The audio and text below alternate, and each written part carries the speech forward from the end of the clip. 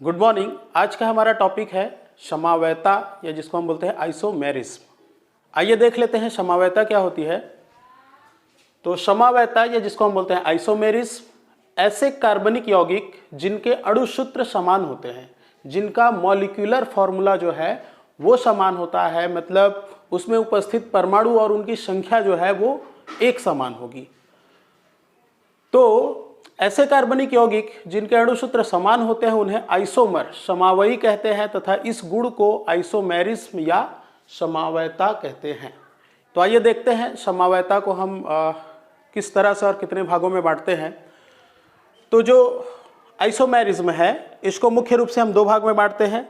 एक होता है स्ट्रक्चरल आइसोमेरिज्म और दूसरा होता है आपका स्टीरियो आइसोमेरिज्म। स्ट्रक्चरल जो आइसोमेरिज्म होता है किसी भी कार्बनिक यौगिक की जो सामान्य संरचना होती है, जो उसका स्ट्रक्चर होता है, उसमें चेंज होने की वजह से जब समवायता उत्पन्न होती है तो उसको हम बोलते हैं स्ट्रक्चरल आइसोमेरिज्म या संरचनात्मक समवायता। जैसा इसका नाम है वैसा इसका डेफिनेशन भी बनेगा। जो संरचना में परिवर्तन से पैदा होगा वो संरचनात्मक समवायता, सीधे सीधे। तो ये हो गया आपका स्ट्रक्चरल। और उसी तरह से जो दूसरा होता है आपका स्टीरियो आइसोमेरिज्म या जिसको हम बोलते हैं त्रिविम समवायता।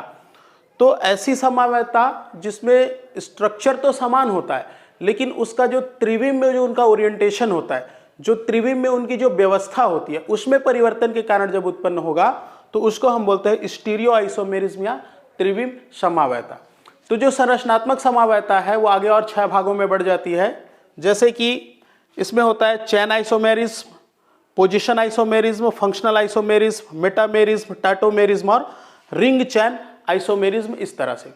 उसी तरह से जो स्टीरियो आइसोमेरिज्म है उसको भी दो भाग में बांट देते हैं, कॉन्फ़िगरेशनल स्टीरियो आइसोमेरिज्म और कन्फर्मेशनल स्टीरियो आइसोमेरिज्म। जो कॉन्फ़िगरेशनल स्टीरियो आइसोमेरिज्म है उसको फिर दो भाग में बांटेंगे, जियोमेट्रिकल आइसोमेरिज्म और ऑप्टिकल आइसोमेरिज्म। इनको बोलते हैं ज्यामितीय समवायता और प्रकाशी समवायता। तो चलिए इसके बाद हम ये जो विभिन्न प्रकार हैं उनको एक एक करके एग्जाम्पल से समझते जाते हैं। सबसे पहले हम देखते हैं चैन आइसोमेरिज्म या इसी को हम बोलते हैं श्रृंखला समवायता। तो ये क्या होता है इसको देख लेते हैं। जैसे मान लीजिए हम एक एग्जाम्पल ले लेते हैं C4H10, C4H10 ब्यूटेन। तो ये जो ब्यूटेन होता है ये क्या है, इसका अणु सूत्र के रूप में लिखा गया है। अणु सूत्र यदि हम इसको संरचना के रूप में लिखेंगे तो कैसा हो जाएगा, ये हो जाएगा CH3 CH2 CH2 और CH3, इस तरीके से। तो जब इस तरह के स्ट्रक्चर में होता है तो इसको हम बोलते हैं नॉर्मल। क्या हो जाएगा, ये नॉर्मल ब्यूटेन, ये कोई ब्रांचिंग नहीं है। अब मान लीजिए कि हम यहां से एक ये CH2 है, एक जो कार्बन है उसको ले आते हैं, उसको हम जोड़ देते हैं इसके साथ। यहाँ इसको तोड़ करके जैसे इसके साथ जोड़ देते हैं तो अब ये क्या हो जाएगा, ब्रांचिंग हो जाएगी। अब कैसे होगा उसको देख लीजिए। जैसे हमने किया CH3 CH2 ये था, इसको हटा दिए, उसके बाद क्या आ गया आपका CH3 आ गया। अब इस CH2 को हम तोड़ करके कहाँ, इसके साथ जोड़ करके ब्रांचिंग करेंगे। तो यहाँ मान लीजिए उसको हम जोड़ देते हैं तो क्या हो गया, ये CH2। अब यहाँ पे देखिए कार्बन की संयोजकता 4 होती है, अब इसके पास 5 हो गया तो यहाँ से एक हाइड्रोजन हटा दो। यहाँ पर कार्बन की संयोजकता इनकम्प्लीट है तो जो एक हाइड्रोजन यहाँ था उसको इसको दे दीजिए, ये हो गया 3। ये अब ये भी हो गया, देखिए ये भी क्या है आपका ब्यूटेन ही है। 1 2 3 4 4 कार्बन है, ब्यूटेन है। बट इसका स्ट्रक्चर देखो, पहले कैसा था, स्ट्रेट था, सीधी लाइन थी। अभी क्या हो गया, अभी ये टी शेप में हो गया, ये सीधी लाइन है और ऐसा टी। तो ये जो फॉर्म होता है इसको हम बोलते हैं आइसो। जब टी शेप में होता है तो उसको हम बोलते हैं आइसो। और नाम क्या हो जाएगा इसका, 4 कार्बन है तो ये हो गया ब्यूटेन, ये आइसो ब्यूटेन। तो अब यहाँ पे देखिए क्या हो रहा है, ये नॉर्मल से किस में चेंज हो गया, आइसो फॉर्म में चेंज हो गया। मतलब ये सीधी श्रृंखला से किस में बदल गया, शाखित श्रृंखला में बदल गया, ये ब्रांचिंग हो गई इसमें। तो इस तरह से जब सीधी श्रृंखला में इस तरह से ब्रांचिंग हो या कोई भी ब्रांच जो है वो सीधी श्रृंखला में चेंज हो जाए तो इसको हम बोलते हैं चैन आइसोमेरिज्म। जैसे इसका नाम है चैन आइसोमेरिज्म, मतलब चैन में परिवर्तन हो। चैन में कैसे परिवर्तन होगा, तो जो नॉर्मल है वो आइसो में चेंज हो जाए, या फिर जो आइसो है वो नियो में चेंज हो जाए। ठीक है, आइसो समझते हैं, जो टी शेप होता है उसको आइसो बोलते हैं। इस तरह से क्रॉस शेप होता है उसको नियो बोलते हैं, ठीक है। या फिर नियो को ले लो, नियो जो है आइसो में चेंज हो जाए तो इस तरह से जब ये जो स्ट्रक्चर है वो चेंज होता है, आइसो से नियो, नियो से आइसो, आइसो से नॉर्मल, नॉर्मल से फिर नियो, इस तरह से जब ये चेंज होगा तो उसको हम बोलते हैं चेन आइसोमेरिज्म। चलिए इसमें कुछ और एग्जांपल हम ले लेते हैं। जैसे मान लीजिए हम ले लेते हैं C5H12, ये इसका नाम क्या होगा, ये होगा आपका पेंटेन। 5 कार्बन है तो पेंट, और ये भी एल्केन है तो ये हो गया एन, पेंटेन। अब इसका आप स्ट्रक्चर लिखो तो कैसा होगा, CH3 CH2 CH2 CH2 और CH3। ये कैसा है, नॉर्मल है, सीधी श्रृंखला में, कोई ब्रांचिंग नहीं है। अब इसी को यदि हम ब्रांच कर देते हैं तो क्या होगा, देखिए CH3 CH, यहाँ पे निकाल देते हैं एक ब्रांच CH3, उसके बाद ये हो गया CH2 और CH3, इस तरह से। अब ये कैसे हो गया, आइसोफॉर्म में हो गया, टी शेप हो गया तो आइसोफॉर्म हो गया। अब इसी को और चेंज कर लेते हैं, इसको भी हम यहाँ से तोड़ करके ब्रांच में बना लेते हैं तो क्या हो गया, CH3 C, और ये हो जाएगा आपका CH3, नीचे भी आपका CH3 और इधर भी आपका CH3। तो ये कैसे हो गया, ये हो गया आपका नियोफॉर्म। ये इसको बोलते हैं नियोफॉर्म, नियो स्ट्रक्चर में। तो यहाँ पर भी देखिए क्या हो रहा है, ये नॉर्मल से आइसो में चेंज हो गया, आइसो से ये नियो में चेंज हो गया, नियो को फिर आप आइसो कर सकते हो, आइसो से नॉर्मल बना सकते हो। तो क्या हो रहा है, उनकी जो मुख्य श्रृंखला है उसमें परिवर्तन हो रहा है। पहले कैसे थे, सिंपल थे, वो उनमें क्या हो रही है, ब्रांचिंग हो रही है। तो इसको हम बोलते हैं चेन आइसोमेरिज्म। चलिए इसके बाद हम देखते हैं पोजीशन आइसोमेरिज्म।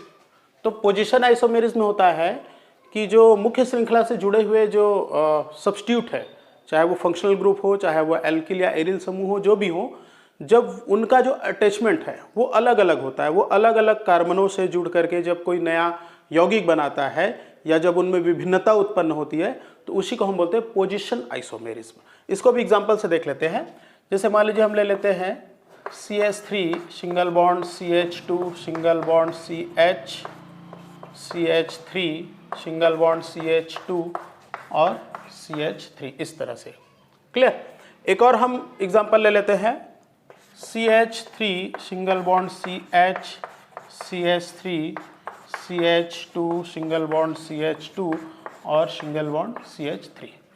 यदि इसका और इसका दोनों का यदि हम अणुसूत्र देखें तो दोनों का अणुसूत्र क्या हो जाएगा, देख लीजिए यहाँ पे निकाल लेते हैं। C, कार्बन की संख्या देखिए कितना है, 1 2 3 4 5 6, C6। H को देख लेते हैं, 3 2 5 8 9 10 11 12 13 14, ये ठीक है। इसमें भी देखिए 1 2 3 4 5 6 कार्बन है। हाइड्रोजन देखिए 3 6 7 2 9 11 3 14, दोनों का अणुसूत्र बराबर है, लेकिन दोनों में अंतर क्या है उसको हम देखते हैं। देखिए इसका यदि हम नाम लिखे तो क्या होगा, ये लंबी श्रृंखला हो गई, नंबरिंग करेंगे 1 2 3 4 5, इधर से करोगे तो भी वही आएगा। इसका नाम लिखे तो क्या हो गया, तीसरे पोजीशन पे एक मेथिल जुड़ा हुआ है तो ये हो गया 3 मेथिल। 3 मेथिल, मुख्य श्रृंखला में कितने कार्बन है, 5, तो हो गया पेंट, सिंगल बॉन्ड है तो N। इसका नाम क्या हो गया, 3 मेथिल पेंटेन। अब इसका आप नाम लिखिए तो इसका भी आप लंबी श्रृंखला बना लीजिए, ये लंबी श्रृंखला नंबरिंग करिए 1 2 3 4, इधर से करेंगे तो इसको 4 मिल रहा है, लोएस्ट नंबर से करेंगे तो इधर से आएगा 1 2 3 4 5। क्या नाम हो गया इसका, ये हो गया 2 मेथिल। 2 मेथिल, मुख्य श्रृंखला में कितने कार्बन है, 5, तो ये हो गया आपका पेंटेन। पूरा नाम क्या हुआ, 3 मेथिल पेंटेन, और ये हो गया आपका 2 मेथिल पेंटेन।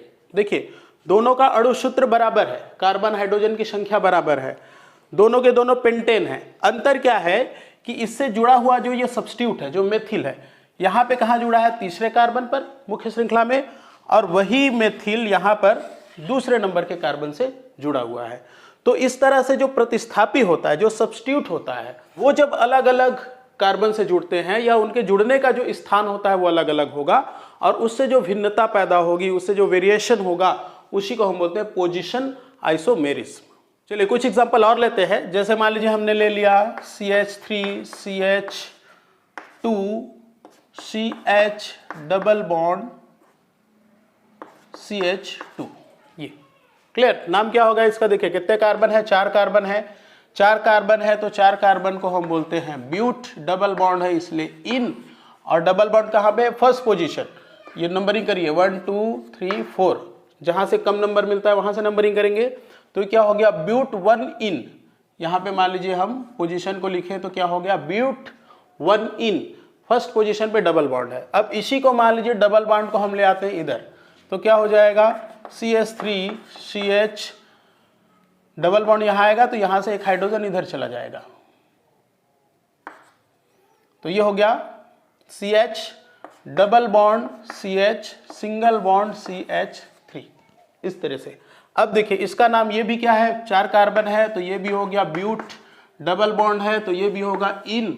अब डबल बॉन्ड कहाँ है उसको देखिए, नंबरिंग करिए तो 1 2 3 4, 1 2 3 4। डबल बॉन्ड कहाँ आ रहा है?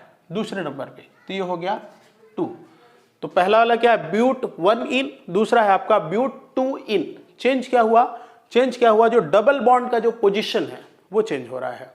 इसी तरह से हम और देख लेते हैं, जैसे मान लीजिए हमने लेते हैं CH3 CH2 CH2OH। ये क्या हुआ आपका? अल्कोहल हो गया। अब नाम क्या होगा इसका? देखिए टोटल कितने कार्बन है? 1 2 3, 3 कार्बन है तो ये हो गया प्रोप। सिंगल बॉन्ड है तो N, क्लियर। और क्या जुड़ा है इससे? क्रियात्मक समूह अल्कोहल, तो ये क्या हो जाएगा?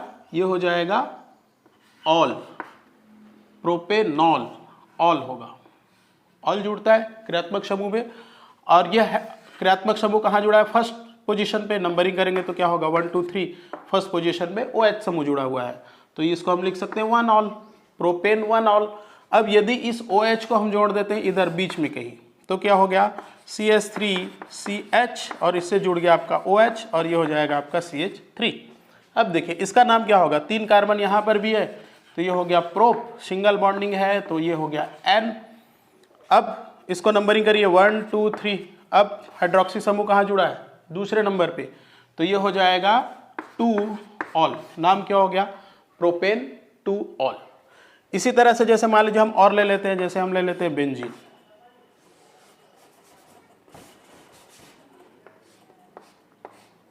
ये बेंजीन, यहाँ पे मान लीजिए हमने जोड़ दिया CH3, यहाँ भी मान लीजिए हमने जोड़ दिया CH3। नाम क्या होगा इसका? ये होता है आपका जाइलिन। इसको हम बोलते हैं जाइलिन। जाइलिन, कौन सा जाइलिन? कौन से पोजीशन पे? देखिए दोनों ग्रुप कहाँ पे है? 1 और 2। 1 2 पोजीशन, मतलब इसको बोलते हैं आर्थो पोजीशन। ये क्या होगा? Ortho xylene. अब इसका पोजीशन मान लीजिए चेंज कर देते हैं, ये एक यहाँ पे जुड़ा हुआ है और एक को हम जोड़ देते हैं यहाँ पे। अब इनका पोजीशन देखिए, ये 1 2 और 3। 1 3 मतलब इसको बोलते हैं मेटा पोजीशन, तो क्या हो गया? ये मेटा जाइलिन। उसी तरह से और ले लिए, ये एक यही पे जुड़ा है, और ये 1 2 3 4 चौथे पोजीशन पे जोड़ दीजिए, तो इसको हम बोलते हैं, ये पोजीशन कहलाता है पैरा। क्या हो गया? ये पैरा जाइलिन। तो यहाँ पे देखिए स्पष्ट हो रहा है कि जो सब्स्टिट्यूट है उनके अटैचमेंट में चेंज हो रहा है, और जब उनके अटैचमेंट में चेंज होगा तो उसको हम बोलते हैं पोजीशन आइसोमेरिज्म। चलिए आगे देखते हैं फंक्शनल ग्रुप आइसोमेरिज्म, या जिसको हम बोलते हैं क्रियात्मक समवेता। तो इसमें जैसे इसके नाम से ही आपको क्लियर हो रहा होगा कि जो फंक्शनल ग्रुप में परिवर्तन या क्रियात्मक समूह में परिवर्तन के कारण या विभिन्नता के कारण जो समवेता उत्पन्न होगी उसको हम बोलेंगे फंक्शनल ग्रुप आइसोमेरिज्म। अणु सूत्र एक रहेगा लेकिन क्रियात्मक समूह चेंज होगा, तो वो होगा आपका फंक्शनल ग्रुप आइसोमेरिज्म। चलिए एग्जांपल में देखते हैं, जैसे मान लीजिए हम ले लेते हैं CH3 CH2 और OH। ये क्या है? ये आपका अल्कोहल। अब इसको हम चाहें तो ऐसा लिख सकते हैं, इसको आप कर दीजिए सिंगल बॉन्ड H, तो भी ये अल्कोहल ही रहेगा। यह है आपका अल्कोहल। नाम क्या होगा? देखिए देख लीजिए, एक दो कार्बन है तो ये हो गया एथ। सिंगल बॉन्ड है तो N, और कौन सा क्रियात्मक समूह? अल्कोहल है तो क्या जुड़ जाएगा? यहाँ जुड़ जाएगा ऑल। क्या हो गया? नाम एथेनॉल। अब इसमें क्या करें, ये जो एल्किल समूह है उसको हम यहाँ पे ट्रांसफर कर देते हैं, तो क्या हो जाएगा? ये हो गया CH3, बीच में आ जाएगा ऑक्सीजन, ये इधर जाएगा तो क्या बना लेगा? ये बना लेगा CH3। ठीक है, दोनों का अणु सूत्र मिला लो भैया। इसमें 2 कार्बन है, हाइड्रोजन कितना है 3 2 5 और एक 6 हाइड्रोजन है और एक ऑक्सीजन है। इसमें आप देख लो 2 कार्बन है, 1 ऑक्सीजन है और 3 और 3 6 हाइड्रोजन है। दोनों का अणु सूत्र एक जैसा है। इसका नाम क्या होगा? इसका नाम आप लिखो, देखिए जब ऑक्सीजन से 2 एल्किल या एरिल समूह जुड़ा होगा तो वो क्या कहलाता है? ईथर। अब इसका नाम कैसे लिखेंगे? देखिए दोनों तरफ सेम कार्बन है तो किसी भी एक को ले लेते हैं।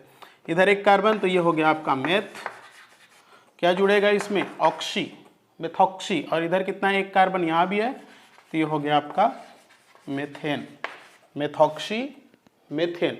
ये क्या है आपका? ये है आपका अल्कोहल, ये है अल्कोहल। और ये क्या है आपका? ईथर। तो ईथर किस में चेंज हुआ? अल्कोहल में चेंज हुआ। क्या बदल गया? क्रियात्मक समूह बदल गया। यहाँ पे अल्कोहल क्रियात्मक समूह, यहाँ पे ईथर क्रियात्मक समूह हो गया। ठीक है, जबकि अणु सूत्र क्या है? दोनों का बराबर है। तो ये जो समवायता होगी इसी को हम बोलेंगे फंक्शनल ग्रुप आइसोमेरिज्म। और एग्जांपल ले लेते हैं, जैसे मान लीजिए हम ले लेते हैं CH3 CH2 और CHO, ऐसा ले लेते हैं। क्लियर? अब इसी को हम या तो आप ऐसा CHO लिख दो या फिर इसी को हम ऐसा भी लिख सकते हैं डबल बॉन्ड OH, तो भी ये क्या होगा? एल्डिहाइड ही होगा। अब नाम लिख दो इसका, 1 2 3 4 कार्बन है, 4 कार्बन है तो ये हो गया आपका ब्यूट, सिंगल बॉन्ड है तो N, और कौन सा क्रियात्मक समूह है? एल्डिहाइड, तो ये हो जाएगा अल। अब नाम क्या हुआ? ब्यूटेनल। उसके बाद जो हमने यहाँ किया वही काम यहाँ पे कर दो। यहाँ से एक एल्किल को उठा के फेंक दो इधर, तो क्या हो गया? CH3 CH2।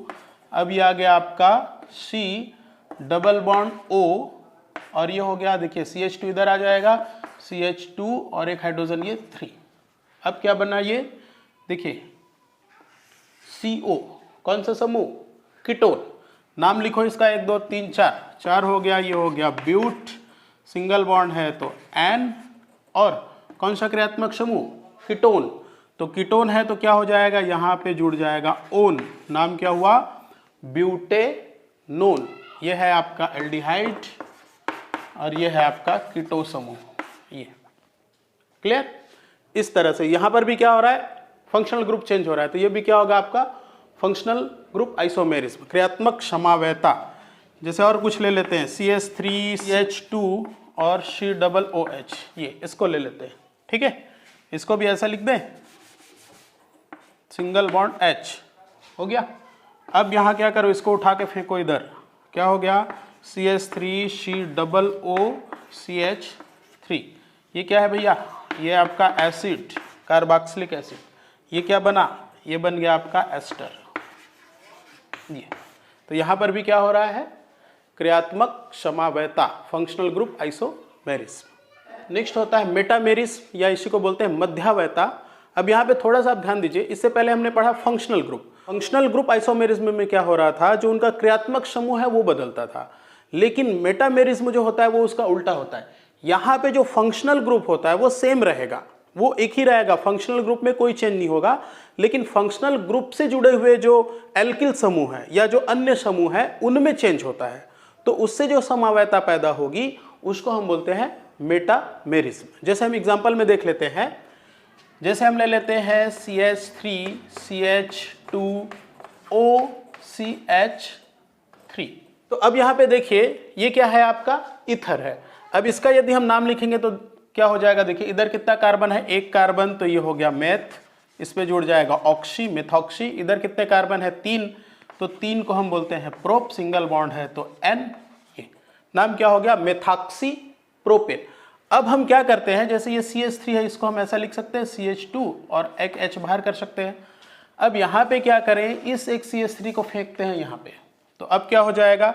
ये हो जाएगा CH3 CH2O, और उसके बाद होगा CH2 और फिर हो जाएगा आपका CH3। अब यहाँ पे देखिए ये भी ईथर, ये भी ईथर, क्रियात्मक समूह चेंज नहीं हुआ है, ये भी ईथर है, ये भी ईथर है। चेंज क्या हो रहा है कि ये जो क्रियात्मक समूह है इससे जुड़ने वाला जो समूह है, यहाँ पे देखिए एक तरफ क्या जुड़ा था?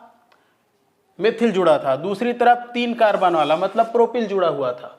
अब यहाँ पे क्या हुआ, जैसे इसको चेंज किए तो इधर भी 2 कार्बन हो गया, इधर भी 2 कार्बन हो गया, और इथर का इथर ही है, क्रियात्मक समूह में कोई चेंज नहीं है। अब इसका आप नाम लिखे तो क्या हो जाएगा, 2 कार्बन इधर भी 2 कार्बन इधर भी, तो ये हो जाएगा एथऑक्सी और एथेन। ये तो ये होता है आपका मेटामेरिस्म, जिसमें क्रियात्मक समूह तो वही रहता है लेकिन उससे जुड़े हुए जो एल्किल समूह होते हैं उनमें चेंज हो जाता है और उससे जो समावयता पैदा होगी वो आपका मेटामेरिस्म। जैसे मान लीजिए हम यहाँ पे एक और एग्जांपल ले लेते हैं, जैसे हम मान लीजिए ले लेते हैं CH3 CH2N और इधर भी हम जोड़ लेते हैं CH2 CH3 और यहाँ ले लेते हैं H। ठीक है, ये अब इसमें देखिए ये क्या होगा, इसका नाम हम पहले लिखते हैं, तो ये है आपका एमीन। कौन सा एमीन, सेकेंडरी एमीन। इसका नाम लिख लीजिए तो नाम क्या हो जाएगा, ये हो जाएगा नाइट्रोजन से यहाँ भी एक क्या जुड़ा है, एथिल जुड़ा है, यहाँ पर भी एथिल ही है, तो ये हो जाएगा डाई एथिल। और कौन सा है, NH मतलब सेकेंडरी एमीन, तो सीधा सीधा एमीन ही लिखते हैं, ये हो गया आपका एमीन, ये डाई एथिल एमीन। अब हम क्या करें कि ये जो एक एल्किल समूह है उसको ले आते हैं हम इधर, तो अब क्या हो जाएगा, ये हो जाएगा CH3 CH2 CH2 और ये होगा आपका NH, जो कहते हो पहले से है, और इधर क्या बचेगा, केवल CH3 बचेगा ये। अब इसका नाम लिखिए, तो अब क्या हो गया, देखिए अब इसमें क्या है, मेथिल है और ये 3 कार्बन मतलब प्रोपिल है, तो पहले M का नाम आएगा, तो ये क्या हो जाएगा, मेथिल, ये क्या है आपका प्रोपिल एमीन, तो ये हो गया एमीन।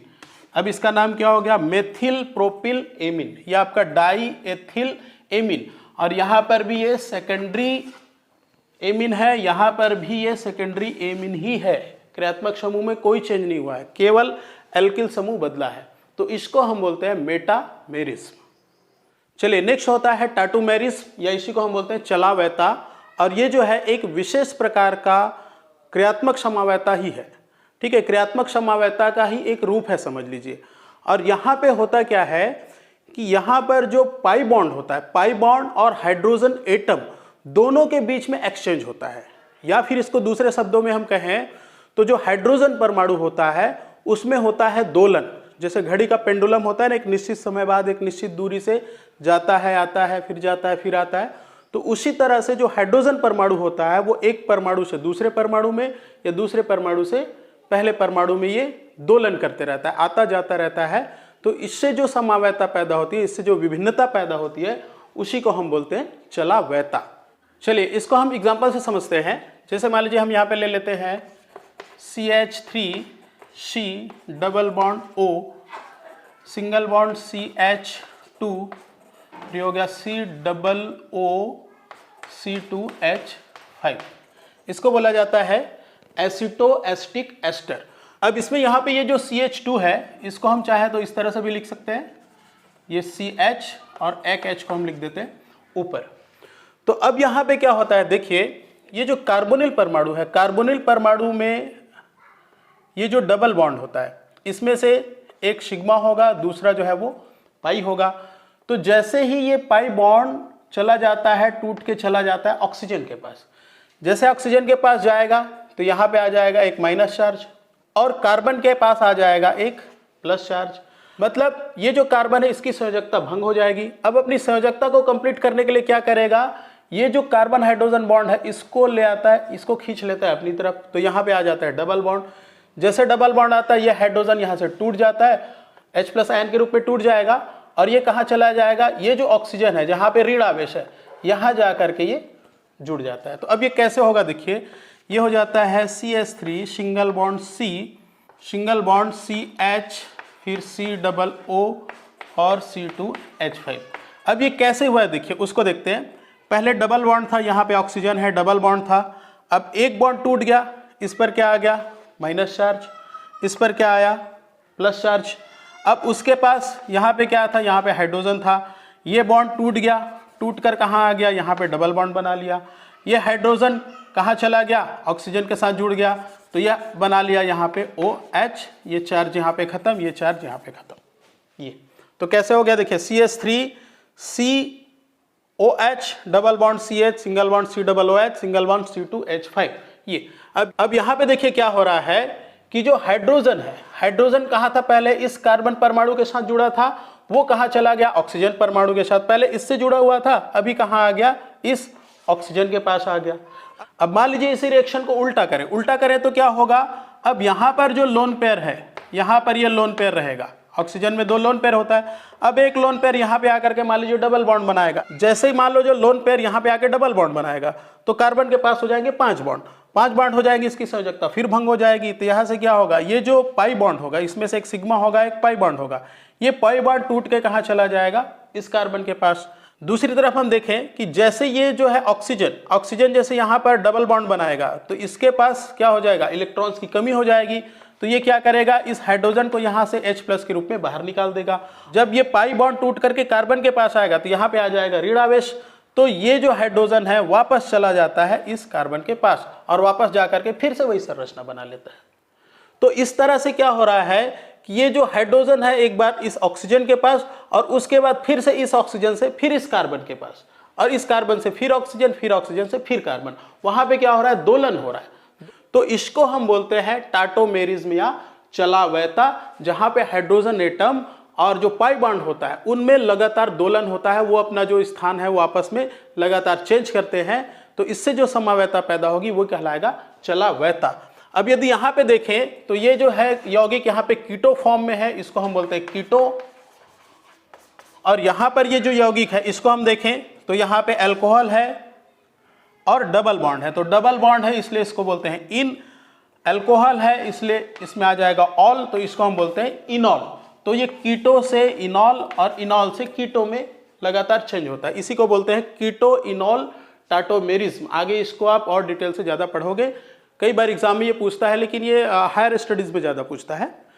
चलिए नेक्स्ट देखते हैं रिंग चैन आइसोमेरिज्म, या इसी को बोलते हैं वलय श्रृंखला समावैता। जैसा इसका नाम है वैसा इसका डेफिनेशन है। देखिए नाम क्या लिखा है, रिंग चैन आइसोमेरिज्म, मतलब जब रिंग से चैन में या चैन से रिंग में बदले उससे जो समावैता पैदा होगी उसको हम बोलते हैं रिंग चैन आइसोमेरिज्म। जैसे एग्जांपल में हम देख लें, जैसे ले लेते हैं CH3CH डबल बॉन्ड CH2, ये इस तरह से हमने ले लिया।